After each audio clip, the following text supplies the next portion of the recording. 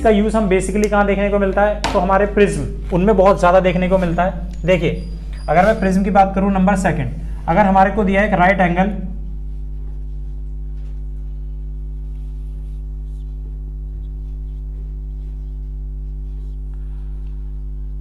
Angle isosceles prism, उसमें क्या है, ये एक प्रिज्म है, इसके दोनों एंगल कितने हैं, मान लो एक 90 डिग्री का है, तो दोनों एंगल कितने हैं, 45 डिग्री के हैं।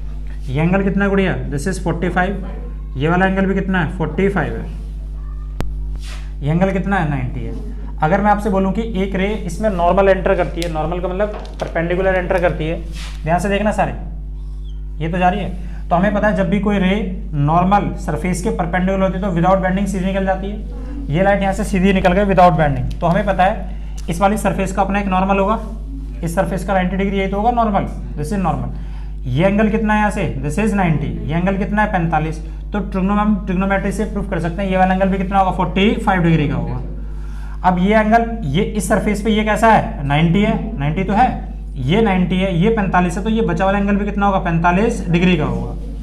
और अभी हमें पता है कि ये प्रिज्म ग्लास का बना होता है और ग्लास का क्रिटिकल एंगल कितना होता है, 42 डिग्री का होता है।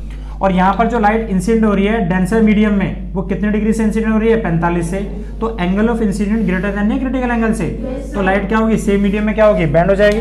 और जब लाइट सेम मीडियम में सेम एंगल से तो बैंड होगी, तो ये लाइट यहाँ से सेम मीडियम में बैंड होती है और इसका ये वाला एंगल भी कितना होता है, 45 डिग्री का होता है। लेकिन जैसे 45 डिग्री से बैंड होगी तो ये इसकी डायरेक्शन कहाँ पे आ गई, नॉर्मल की डायरेक्शन में आ गई, ये रे क्या होगी, सीधी बाहर निकल जाएगी। नहीं है बात समझ में?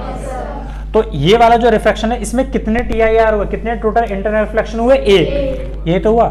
और कितने डिग्री से हुआ, 90 डिग्री से। ये टोटल TIR कितने से हुआ, 90 डिग्री से। इसका मतलब ये हुआ जो रे है इसमें, रे बैंड कितने से हुआ, बैंड एट 90 डिग्री, और TIR कितने है इसमें, दिस इज 1। अब इसका यूज कहाँ होता है, इस वाले का जिसमें ये लाइट यहाँ से पढ़ के बैंड होती है, इसका यूज होता है पेरिस्कोप में। कहाँ यूज किया जाता है, पेरिस्कोप में। इसका बेसिकली पेरिस्कोप कहाँ यूज करते हैं, आपने देखा जो समुद्र के अंदर जो हमारे जो गोताखोर होते हैं, जो अंदर पानी के अंदर रहते हैं, अब उनको बाहर का देखना है कि बाहर क्या चल रहा है, तो वो क्या करते हैं, अंदर रहकर पानी के अंदर बाहर का सब कुछ पता लगा लेते हैं कि बाहर क्या होता है। स्कूबा डाइविंग करते हैं ना, जो डाइविंग करते हैं स्कूबा डाइविंग, उसमें क्या करते हैं कि नीचे बंदा जो डाइविंग कर रहा है नीचे, वो ऊपर क्या हो रहा है उनकी सभी गतिविधियों के बारे में जानता है। उसमें बेसिकली देखो होता क्या है, इसी से इन्हीं का यूज किया जाता है। देखो यहां से एक लाइट ऐसे गई, ये लाइट हमारा एक प्रिज्म ऐसा है, यहां से लाइट पड़ के क्या होगी बेटे, यहां से बैंड होगी, ये तो डायरेक्शन में जाएगा। अब यहां पे क्या करते हैं, एक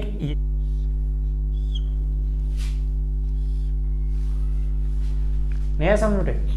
अब ये लाइट क्या होगी, यहां से जैसे इंसिडेंट होगी तो नॉर्मल की डायरेक्शन में जाएगी, यहां से इसके साथ एंगल बनेगा, यहां से नहीं है समझ में। अगर वही सेम 45 का है ये वाला एंगल, ये 90 का है, तो ये वाला एंगल भी कितना होगा, 45 का, और ये 45 का तो ये भी 45 का, तो लाइट रे क्या होगी, सेम मीडियम में बैंड हो जाएगी। और कैसे निकल जाएगी, यहाँ सामने निकल जाएगी। ऐसे सेम यहाँ से लाइट रे जाएगी, ये सामने गई और यहाँ से बैंड हो गई। तो यहाँ बाहर का जो भी स्ट्रक्चर था वो हमें कहाँ नजर आएगा, ए यहाँ नजर आना शुरू हो जाएगा। नहीं है बेटे जी समझ आया? तो ये वाला जो अरेंजमेंट है इसका हम यूज कहां करते हैं, दिस इज नोन एज क्या, पेरिस्कोप। तो पेपर में कभी पूछ लिया जाए आपसे कि ये जो राइट एंगल जो हमारा आइसोसेलेस जो प्रिज्म है, इसमें जब हम लाइट ऐसा इस परपेंडिकुलर के नॉर्मल डालते हैं तो इसमें रे जो बैंड होती है वो कितने 90 डिग्री से बैंड होती है, लेकिन इसका हम अल्टीमेटली यूज कहां पे करते हैं, पेरिस्कोप के अंदर यूज करते हैं।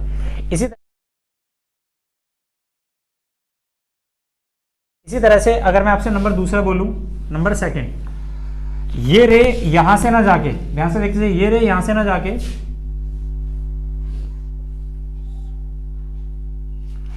ये रे यहां से पड़ रही है नॉर्मल टू सरफेस। ये एंगल कितना है 45, ये भी कितना है 45, और ये कितना है 90। अब मुझे इसका रे डायग्राम ड्रॉ करना है, तो कैसे करेंगे भाई, ये सरफेस तो नॉर्मल हो गई, अरे ये 90 डिग्री पे पड़ गई, तो ये वाला एंगल कितना है ऐसे 90 का, इस वाले सरफेस का ये क्या है नॉर्मल। अगर ये एंगल 45 है और ये एंगल कितना है 90 का है, तो ये वाला एंगल ट्रिग्नोमेट्री से कितना होगा 45 का होगा। इस वाले सरफेस पर ये कितना है 90, ये तो रे है। अब ये 45 का है और ये इस पर 90 है, तो ये वाला एंगल भी कितना होगा 45। तो इंसिडेंट एंगल मेरा कितना है 45 और क्रिटिकल एंगल ग्लास का कितना होता है 42 डिग्री का। तो ये लाइट क्या होगी, सेम मीडियम में बैंड होगी, कितने एंगल से, सेम एंगल से बैंड हो जाएगी। तो ये रे यहाँ से गई और ये यहाँ पे जाके बैंड हो गई, कितने डिग्री के एंगल से होगी 45। लेकिन इस वाली सरफेस का नॉर्मल तो ये है। अच्छा, अगर ये 45 डिग्री का एंगल है, इस सरफेस पर ये नॉर्मल है, नॉर्मली तो है ये 45 का, तो ये भी कितना होगा 45। अगर ये 45 है तो ये अल्टरनेट एंगल होगा, तो ये एंगल भी कितना हो गया 45। तो यहां से जो लाइट इंसिडेंट हो रही है उसका इंसिडेंट एंगल कितना है 45, क्रिटिकल एंगल से ज्यादा है, तो लाइट क्या होगी सेम मीडियम में बैंड करेगी। और जब सेम मीडियम में बैंड करेगी कितनी डिग्री से 45 से। और किसकी डायरेक्शन में जा रही है, इस सरफेस का, ये तो नॉर्मल है, नॉर्मल डायरेक्शन में निकल गई। अरे नहीं है, तो इसमें जो TIR हो रहा है कितने डिग्री के एंगल से हो रहा है, आंसर है 180 डिग्री से। ये कितने से हुआ 90, ये कितने से हुआ 90, तो 90 डिग्री से कितना होता है 90 कितना होता है 180 नहीं होता। नहीं आई बात समझ। इसका यूज हम बेसिकली कहाँ करते हैं, बाइनोकुलर में करते हैं। जो कैमरे नहीं होते, दूरबीन नहीं होती, दूरबीन बाइनोकुलर, उसमें हम इसका यूज करते हैं। नहीं है बेटे समझ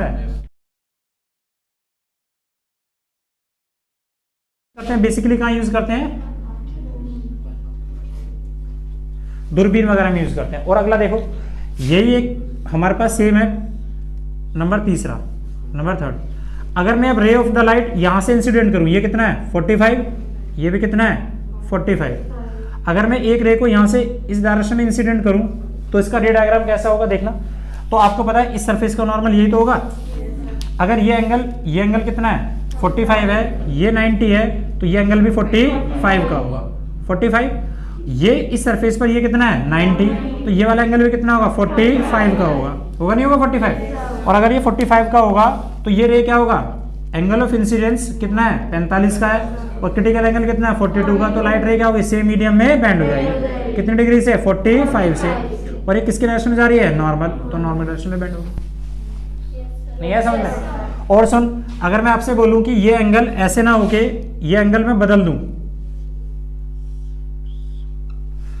ये एंगल यहाँ पे कितना है, तो आंसर है ये एंगल कितना हमारा 30 डिग्री का है, कितने या 60 डिग्री का है, कितना है 60 का। ये एंगल कितना है 30 डिग्री का। और मैं आपसे बोलूँ कि यहाँ से एक रे ऐसे पड़ती है, ये रे गई यहाँ पे, अगर ये रे यहाँ पे गई तो इसका मुझे फिर से रे डायग्राम ड्रॉ करना है। तो हमें पता है कि अगर रे यहाँ से जा रही है तो इस सरफेस का नॉर्मल तो यही होगा। अगर ये एंगल 60 डिग्री का है और ये एंगल 90 डिग्री का है, तो ये वाला एंगल कितना होगा 30 डिग्री का। अगर ये एंगल 30 डिग्री का है तो ये वाला एंगल कितना होगा 60 डिग्री का। अगर ये एंगल 60 डिग्री का होगा तो लाइट का इंसिडेंट एंगल अभी भी क्रिटिकल एंगल से क्या है ज्यादा है, तो लाइट रे क्या होगी सेम मीडियम में बैंड होगी। अच्छा, कितने डिग्री से होगी 60 डिग्री से होगी। नहीं है समझ में। अब ये वाली सरफेस पे जाके पड़ा, इस सरफेस का तो नॉर्मल ये होगा, और ये तो है नॉर्मल इस सरफेस का, दिस इज नॉर्मल। आपको पता है अगर ये नॉर्मल है, ये एंगल कितना है 30 डिग्री का, और इस सरफेस पे ये 90 है, तो ये वाला एंगल कितना होगा 60 डिग्री का, दिस इज कॉल्ड क्या 60 डिग्री। ये बात समझ में आई। अब एक बात बताओ, इस वाली सरफेस पर, इस वाली ये सरफेस थी ना, इस पर ये एंगल कितना है 90 तो है, नॉर्मल है ना। अगर ये 60 डिग्री का तो ये वाला एंगल कितना होगा 30 डिग्री का, और ये 30 का है। अब तुझे पता है ये इस लाइन पर एंगल कितना बनता है 180 का, और ये 60 है, तो ये वाला एंगल कितना होगा 120 डिग्री का। अब इस वाले ट्रायंगल में आ जाए, इस वाले ट्रायंगल में, ये छोटे वाले में, ये 120 है, ये 30 है, तो ये वाला एंगल कितना होगा 30 डिग्री का।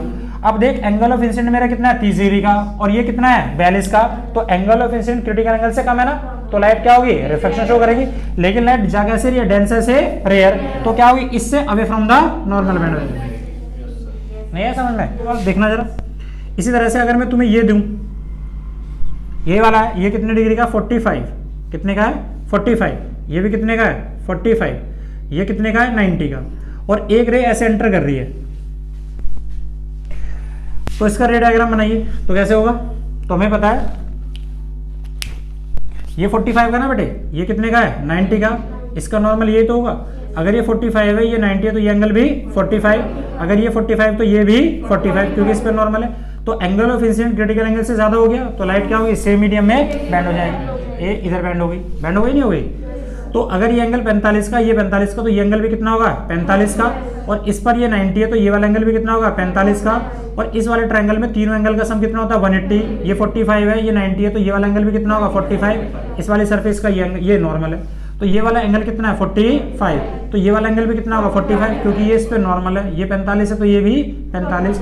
तो angle of incidence critical angle से ज्यादा है ना, तो लाइट क्या होगी सेम मीडियम है, दोबारा से बैंड होगी लाइट इधर में।